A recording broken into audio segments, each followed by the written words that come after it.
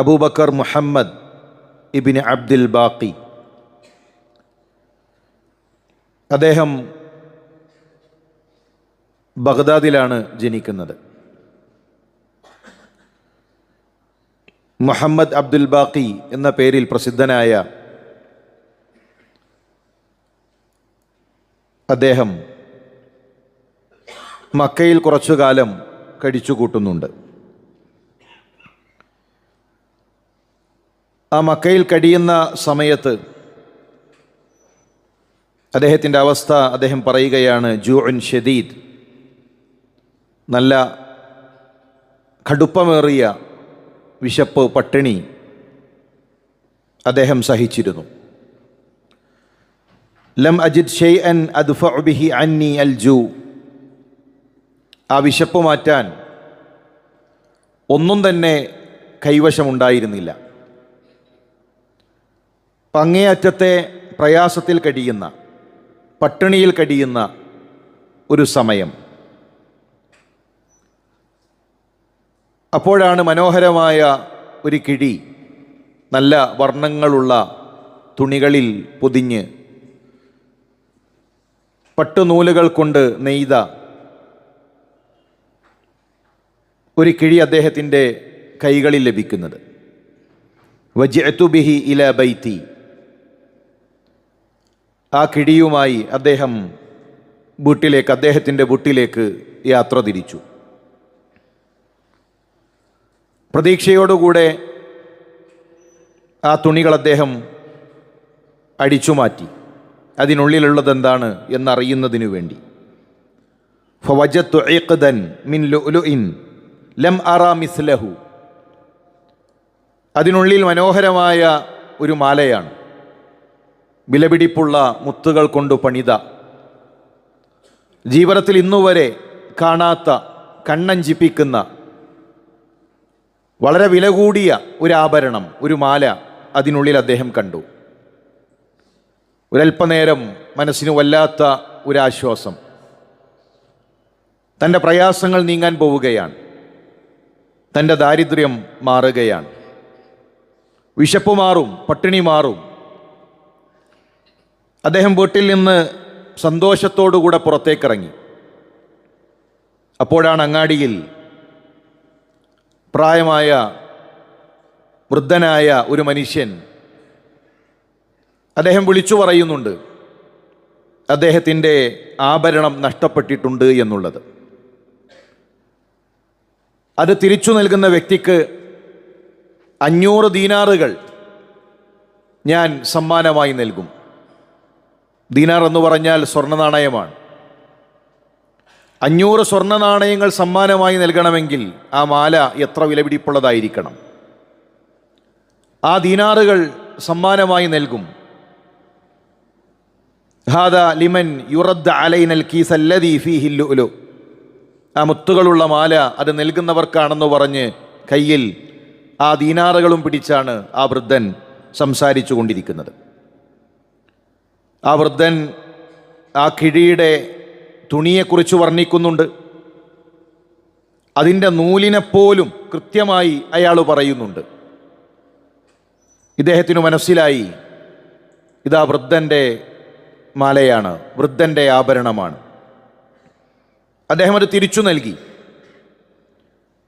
വൃദ്ധൻ 500 ദീനാറുകൾ അദ്ദേഹത്തിൻ്റെ നേരെ നീട്ടി. അദ്ദേഹം മനസ്സിലാലോചിച്ചു, ഞാൻ എന്തിനത് സ്വീകരിക്കണം? അദ്ദേഹം അധ്വാനിച്ച് അദ്ദേഹത്തിൻ്റെ സമ്പാദ്യമാണ് ഞാൻ മടക്കി കൊടുത്തത്. എൻ്റെ കൈകളിൽ നിന്നൊന്നും ഞാൻ അദ്ദേഹത്തിന് നൽകിയിട്ടില്ല.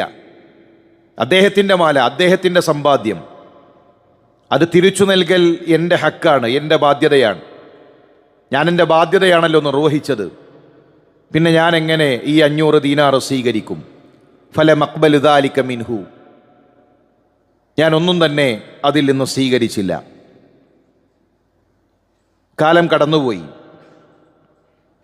അദ്ദേഹം പട്ടിണിയിൽ തന്നെയാണ്. പ്രയാസങ്ങളുടെ പേമാരികൾ ജീവിതത്തിലേക്ക് കടന്നു വരുന്നുണ്ട്. മക്കയിൽ നിന്ന് അദ്ദേഹം യാത്ര തിരിക്കുന്നു. ഫഇന്നി ഖറജ്തു മിൻ മക്ക വറകിബ്തുൽ ബഹർ,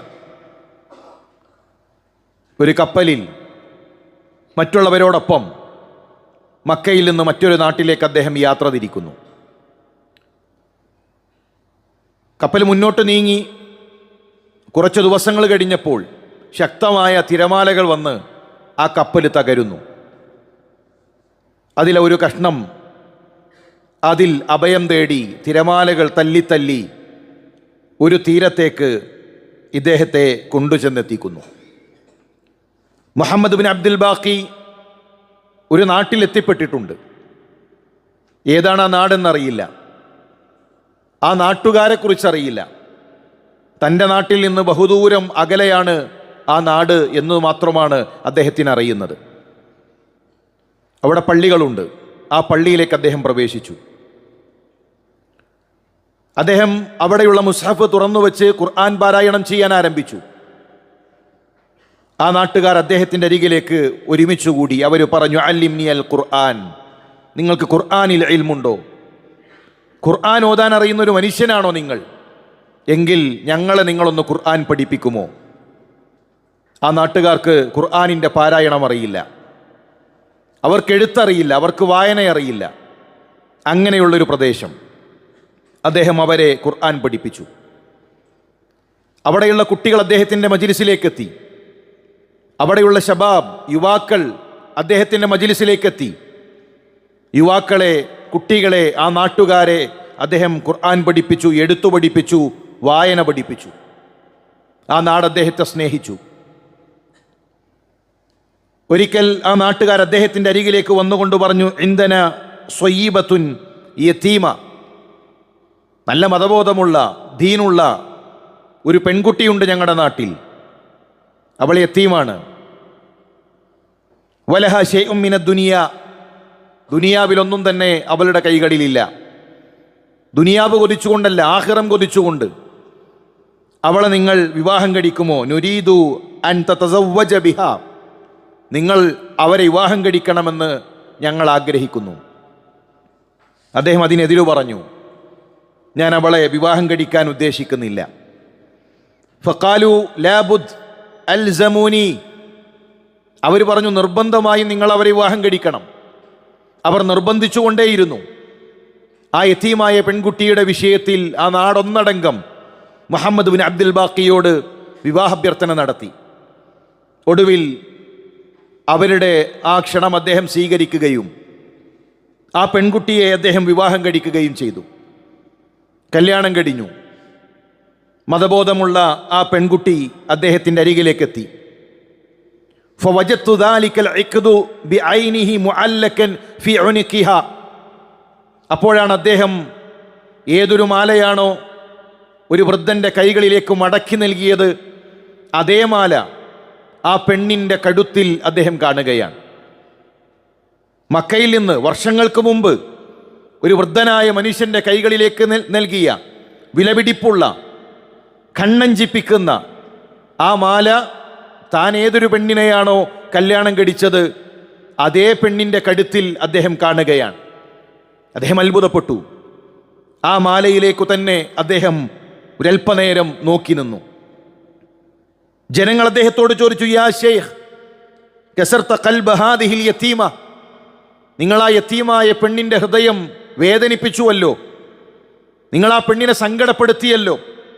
വലം തൻദുർ ഇലൈഹ, നിങ്ങൾ അവളുടെ മുഖത്തേക്കല്ലല്ലോ നോക്കുന്നത്, നിങ്ങൾ നോക്കുന്നത് ആഭരണത്തിലേക്കാണോ? നിങ്ങൾ നോക്കുന്നത് മാലയിലേക്കാണോ? നിങ്ങൾക്ക് വലുത് മുത്തും പവിടങ്ങളുമാണോ? ആ യതീമായ പെൺകുട്ടിയുടെ മുഖത്തേക്ക് എന്താണ് നിങ്ങൾ നോക്കാത്തത്? ഫഖസസ്തു അലൈഹിം, അദ്ദേഹം അവരുടെ മുന്നിൽ ആ കഥ പറയാൻ ആരംഭിച്ചു. മക്കയിൽ അങ്ങാടിയിൽ വൃദ്ധനായൊരു മനുഷ്യനെ കണ്ടതും ആ മനുഷ്യൻ്റെ കൈകളിലേക്ക് ഈ മാല തിരിച്ചേൽപ്പിച്ചതുമായ കഥ അവരുടെ മുന്നിൽ അദ്ദേഹം പറഞ്ഞു. ഫസാഹു വസറഹു ബിത്തഹ്ലീലി വത്തക്ബീർ, ആ നാടൊന്നടങ്കം അല്ലാഹു അക്ബർ, ലാ ഇലാഹ ഇല്ലല്ലാഹ് എന്നുറക്കെ പറയാൻ തുടങ്ങി. കേട്ടവരെല്ലാം അള്ളാഹുവിനെ പുകഴ്ത്തി ലാ ഇലാഹ ഇല്ലല്ലാഹ് പ്രഖ്യാപിച്ചു. ആ നാട് മുഴുവൻ തക്ബീറും തഹ്ലീലും മുഴങ്ങി കേട്ടുകൊണ്ടേയിരുന്നു. ഫഖുൽതു, മുഹമ്മദ് ബിൻ അബ്ദുൽ ബാഖി അവരോട് ചോദിച്ചു, മാബിക്കും, നിങ്ങൾക്ക് എന്തു പറ്റി? എന്തിനാണ് നിങ്ങൾ തക്ബീർ മുഴക്കുന്നത്? എന്തിനാണ് നിങ്ങൾ തഹ്ലീൽ മുഴക്കുന്നത്? എന്താണ് ഇവിടെ സംഭവിക്കുന്നത്? ആ നാട് മറുപടി നൽകി. ജനങ്ങളൊന്നടങ്കം പറഞ്ഞു, ദാലിക ശൈഖുല്ലദീ അഖദ മിൻകൽ ഇഖ്ദ അബു ഹാദിഹി സ്വബിയ്യ. നിങ്ങൾ ഏതൊരു വ്യക്തിക്കാണോ, ഏതൊരു വൃദ്ധനാണോ നിങ്ങൾ മാല നൽകിയത്, ആ വൃദ്ധന്റെ മകളാണ് ഈ പെൺകുട്ടി. ആ വൃദ്ധനായ മനുഷ്യന്റെ മകളാണ് ഈ യതീമായ പെൺകുട്ടി. വക്കാന യഖൂൽ, ആ വൃദ്ധനായ മനുഷ്യൻ ഞങ്ങളുടെ നാട്ടിലേക്ക് തിരിച്ചു വന്നുകൊണ്ട് പറയാറുണ്ട്, മാ വജത്തു ഫി ദുനിയ മുസ്ലിമൻ ഇല്ലാ ഹാദല്ലദീ റദ്ദ അലയ്യ ഹാദൽ ഇഖ്ദ്. ഈ ദുനിയാവിൽ ഒരു മുസ്ലിമായ മനുഷ്യനെയും ഞാൻ കണ്ടിട്ടില്ല, ഈ മാല എനിക്ക് തിരിച്ചേൽപ്പിച്ച വ്യക്തിയെപ്പോലെ തഖ്വയുള്ള ഈമാനുള്ള മുസ്ലിമായ ഒരു മനുഷ്യനെയും ഞാൻ ഇന്നുവരെ കണ്ടിട്ടില്ല. വകാന യദ്ഉ, അദ്ദേഹം സ്ഥിരമായി പ്രാർത്ഥിക്കുമായിരുന്നു, അല്ലാഹുവേ ആ മുസ്ലിമായ ചെറുപ്പക്കാരനെ, ആ മാല എൻ്റെ കൈകളിലേക്ക് തിരിച്ചേൽപ്പിച്ച 500 ദീനാറുകൾ സമ്മാനമായി ഞാൻ നൽകിയപ്പോൾ അതെനിക്ക് തിരിച്ചേൽപ്പിച്ച ആ മുസ്ലിമായ ചെറുപ്പക്കാരനെ എൻ്റെ മകൾക്ക് ഇണയാക്കി നൽകണേ എന്ന് അദ്ദേഹം വകാന യഖൂൽ വകാന യദ്ഉ, അദ്ദേഹം സ്ഥിരമായി പ്രാർത്ഥിക്കാറുണ്ടായിരുന്നു. വൽ ആൻ ഖദ് ഹസലത്, ഇന്നിതാ ആ പ്രാർത്ഥന ഇവിടെ നിറവേറിയിരിക്കുന്നു, അതിവിടെ സംഭവിച്ചിരിക്കുന്നു. അദ്ദേഹം ഏതൊരു വ്യക്തിക്ക് വേണ്ടിയാണോ പ്രാർത്ഥിച്ചത്, തൻ്റെ മകൾക്ക് ഇണയായി ഏതൊരു ചെറുപ്പക്കാരനെയാണോ ആ വൃദ്ധനായ മതബോധമുള്ള മനുഷ്യൻ ആഗ്രഹിച്ചത്, കടലുകടന്ന് തിരമാലകൾ തല്ലി ആ മനുഷ്യനെ ഇതാ ഞങ്ങളുടെ നാട്ടിലേക്ക് എടുത്തറിയാത്ത, വായനയറിയാത്ത, ഖുർആൻ അറിയാത്ത ഈ മണ്ണിലേക്ക് ആ മനുഷ്യനെ തിരമാലകൾ കൊണ്ടുവന്ന് നൽകിയിരിക്കുന്നു. പ്രിയമുള്ളവരെ, ഇതാണ് തവക്കുൽ, ഇതാണ് പ്രാർത്ഥനയുടെ പൊരുൾ, ഇതാണ് പ്രാർത്ഥന നമ്മുടെ ജീവിതത്തിൽ വരുത്തുന്ന അത്ഭുതങ്ങൾ. ഏതു പ്രതിസന്ധിയിലും അള്ളാഹുവിൽ ഭരമേൽപ്പിക്കാൻ, അള്ളാഹുവിൽ തവക്കുലാക്കാൻ ചരിത്രത്തിൽ അനേകം സംഭവങ്ങൾ, പ്രാർത്ഥനയുടെ അനന്തരങ്ങൾ നമുക്ക് കാണാൻ കഴിയും. വതവക്കൽ അലൽ ഹയ്യില്ലദീ ലാ യമൂത്ത്, ഹയ്യായ അൽ ഹയ്യായ അള്ളാഹുവിൽ നിങ്ങൾ ഭരമേൽപ്പിക്കുക. ലാ യമൂത്ത്, മനുഷ്യന്മാർ മരിക്കും, നമുക്ക് മരണമുണ്ട്, നമുക്ക് നാശമുണ്ട്. അള്ളാഹു എന്നെന്നും ജീവിച്ചിരിക്കുന്നവനാണ്. വതവക്കൽ അലല്ലാഹ് വകഫാ ബില്ലാഹി വകീല, ആ അള്ളാഹുവിൽ നിങ്ങൾ ഭരമേൽപ്പിക്കണം. വക്കീലായി ഭരമേൽപ്പിക്കാൻ അവൻ മതിയായവനാണ്. ഖുൽ ഹസ്ബിയല്ലാഹ് അലൈഹി യതവക്കലിൽ മുതവക്കിലൂൻ, പറയുക ഹസ്ബിയല്ലാഹ്, എനിക്കല്ലാഹു മതി എന്ന് പറയാൻ നമുക്ക് സാധിക്കണം. അതുകൊണ്ട് പ്രിയമുള്ളവരെ, ജീവിതത്തിൻ്റെ ഏത് ഘട്ടത്തിലും ഈ ചരിത്രം നൽകുന്ന പാഠങ്ങൾ, ഹലാലല്ലാത്തൊരു സമ്പാദ്യം നമ്മുടെ ജീവിതത്തിലേക്ക് വരരുത്. എത്ര കടുപ്പമേറിയ പ്രതിസന്ധിയാണോ, ഹലാലിൽ ഉറച്ചു നിൽക്കുക.